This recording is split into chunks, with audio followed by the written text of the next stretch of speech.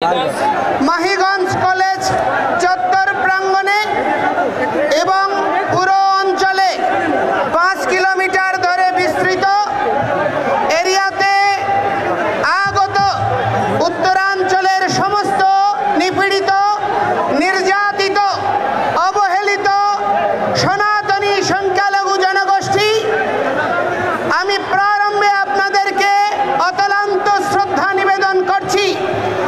শত রক্তচক্ষু উপেক্ষা করে বিভিন্ন পর্যায়ে শহীদ যারা এই পরিবর্তনের জন্য জীবন দিয়েছে তাদের রক্তের সঙ্গে বেঈমানি, এই অবস্থা আমরা মেনে নিতে পারি না।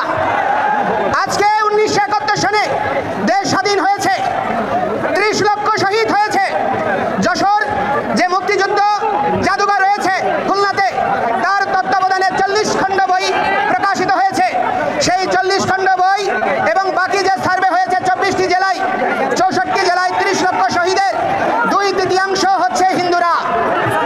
1 কোটি শরণার্থী হয়েছে, এটা আমার পরিসংখ্যান নয়, জাতিসংঘ সহ অক্সফাম থেকে শুরু করে যতগুলো আন্তর্জাতিক সংস্থার পরিসংখ্যান, সেই পরিসংখ্যান বলে যে সেই 1 কোটি শরণার্থীর মধ্যে 70% হচ্ছে হিন্দুরা, যাদের বাড়িঘর ধ্বংস হয়েছে, লুটপাট হয়েছে, তার প্রাপ্য মর্যাদা পায়নি।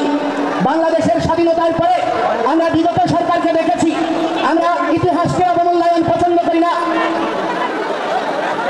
স্বাধীন বাংলাদেশের যার পরে স্বাধীনতা এসেছিল সেই শেখ মুজিবুর রহমান, ওনাকে শুধুমাত্র একক সম্মান প্রদর্শন করার জন্য প্রচেষ্টা করে শহীদ তাজউদ্দিন, আপনার 4 জাতীয় নেতা মাওলানা ভাসানী এবং মনোরঞ্জন ধর, কমরেড মণি সিং থেকে শুরু করে অনেক অগণিত কৃতি ব্যক্তির মূল্যায়ন হয় নাই এবং সেই ধারাবাহিকতা আজ পর্যন্ত বলবৎ রয়েছে। যেই সমস্ত 9 জন শহীদ হয়েছে তাদের নামে স্মৃতি ফাউন্ডেশন বলেন, সরকার বলেন, আজ পর্যন্ত কোনো দৃষ্টান্তমূলক পদক্ষেপ গ্রহণ করে নাই। এবং অতিশয় দুর্ভাগ্যের বিষয় যে এই দেশে স্বাধীনতা যুদ্ধে প্রথম শহীদ হয়েছে, যেই শহীদকে বীর শ্রেষ্ঠ বলে ঘোষণা করা হয়েছিল, সেই বীর শ্রেষ্ঠটি হচ্ছে দাস পার্টির প্রতিষ্ঠাতা জগৎজ্যোতি দাস, যাকে তৎকালীন আপনার প্রবাসী সরকার গেজেট প্রকাশ করেছে। আকাশবাণী, স্বাধীন বাংলা বেতার কেন্দ্র থেকে শুরু করে প্রতিটি সংবাদ মাধ্যম থেকে প্রথম বীরশ্রেষ্ঠ হিসেবে স্বীকৃতি দেওয়া হয়েছে। কিন্তু দেখা গেল কি, 72-এ এসে সরকার গঠন হওয়ার পরে শুধু হিন্দু অজুহাতে তাকে স্বীকৃতি দিতে হবে বলে কোনো সেনাবাহিনী ছাড়া অন্য কোনো সেক্টরের কাউকে আর বীরশ্রেষ্ঠ খেতাব দেওয়া হয়নি এবং সেই জগৎজ্যোতি দাসের বীরশ্রেষ্ঠ খেতাব ফেলে নেওয়া হয়েছে শুধুমাত্র হিন্দু হওয়ার অপরাধে।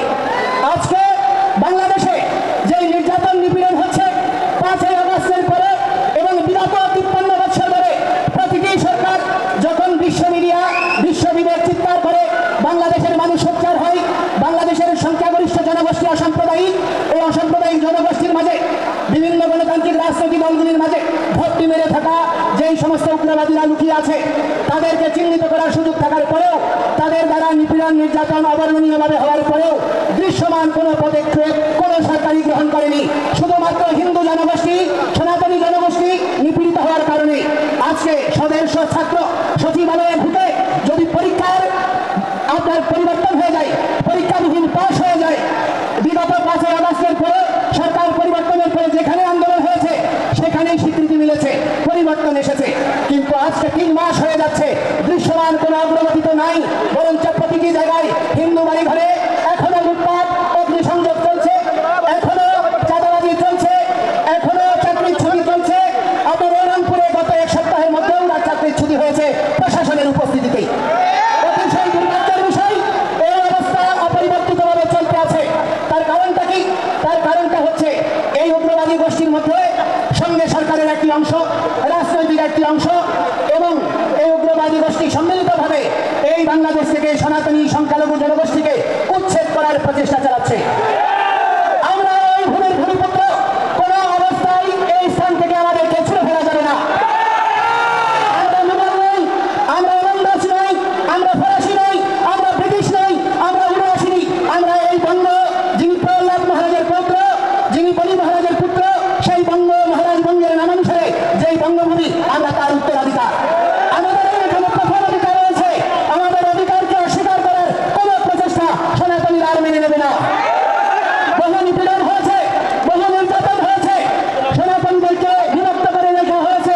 হয় আওয়ামী লীগ, নাই বিএনপি, নাই জাতীয় পার্টি, বিভিন্ন দলীয় তকমায় বিভক্ত করে রাখা হয়েছে। আজকে সেই সমস্ত দালালদেরকে আমরা সাবধান করে দিতে চাই। ঐক্যের সুবাতাস বয়ে বেড়াচ্ছে। এখানে কেউ বিভক্ত করতে চাইলে সে যে হোক তাকে আমরা ছেড়ে ফেলবো। বিভক্তকারীকে আর স্থান দেবো না। আপনারা স্থান দেবেন? কোনো অবস্থায় আমরা বিভক্ত হব না। ঐক্য পরিষদ, পূজা পরিষদ, জন্মাষ্টমী পরিষদ, বিদ্যার্থী, ইসলাম, জাগো হিন্দু মহাজোট, যত সংগঠন রয়েছে সব সংগঠন একীভূত হয়ে আজকে সম্মিলিত সেনাবাহিনী জাগরণ জোট হয়েছে। এই ঐক্যকে প্রতিহত করা যাবে না। এই অবস্থা দেখে আজকে তারা ভীত হয়ে গিয়েছে। প্রতিটি জায়গায় জায়গায় সাবুটেজ তৈরি করা হচ্ছে, ঘটনা প্রবাহের জন্য দেওয়া হচ্ছে। আজকে আপনার সৈয়দপুর, জলঢাকা, দিনাজপুর থেকে শুরু করে বিভিন্ন জায়গা থেকে আগত শত শত বাসকে পথে আটকে রাখা হয়েছে, হামলা করা হয়েছে। দু তিনজন আমাদের আহত ভাইকে কিছুক্ষণ আগে পুলিশ কমিশনারের নেতৃত্বে রংপুর মেডিকেলে নিয়ে যাওয়া হয়েছে। তাদের অবস্থা আশঙ্কাজনক। অপরাধ কি? সনাতনী ঐক্যে যোগ দেওয়া। এই অপরাধে আজকে আমাদেরকে দমিত করার প্রচেষ্টা হচ্ছে।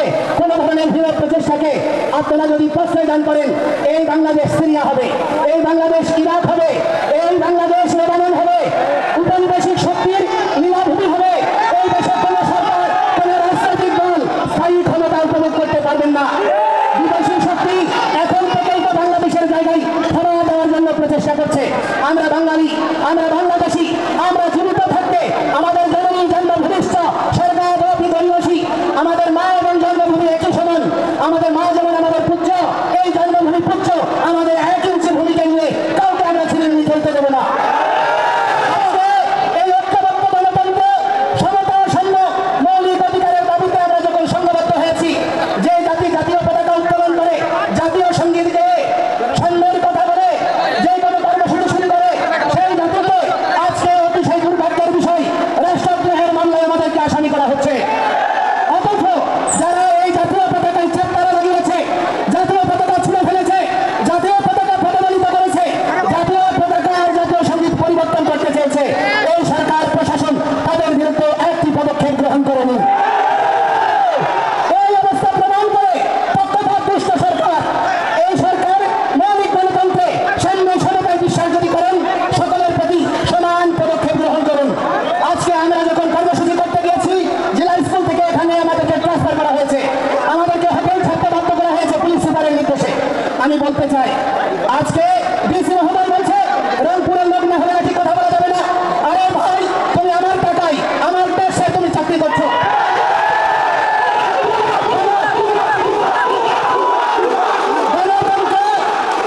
গণতন্ত্র আর সাম্যের এই বাংলাদেশে প্রজাতন্ত্রের কোন কর্মচারী প্রজাতন্ত্রের প্রতিটি নাগরিককে ন্যায্য সম্মান প্রদর্শন করবে।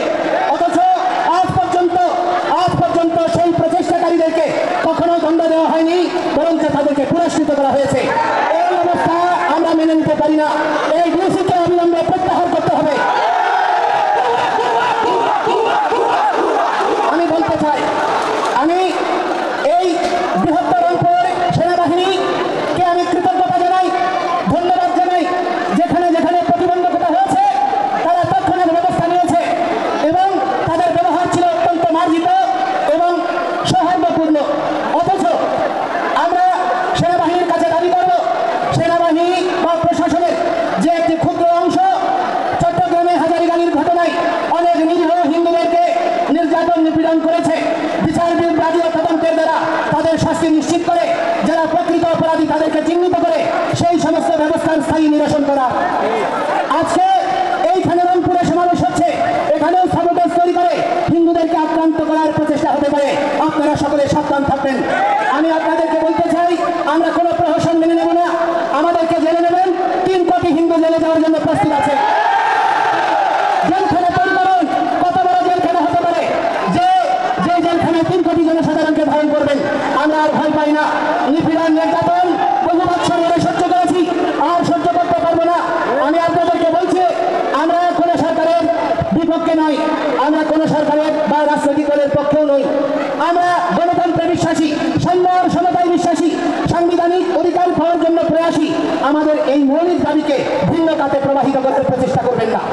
আজকে মাননীয় প্রধান উপদেষ্টা বলেছেন আমরা হচ্ছি বাংলাদেশি, আমরা সংখ্যালঘু নই। যদি আমরা বাংলাদেশি হই 15,000 কোটি টাকার বরাদ্দ যে ধর্ম মন্ত্রণালয়ে, সেখানে কি করে 200 কোটি টাকার থোক বরাদ্দ হতে পারে 3টা ধর্মাবলম্বীর জন্য? সেখানে কি সমতা প্রদর্শিত হয়েছে?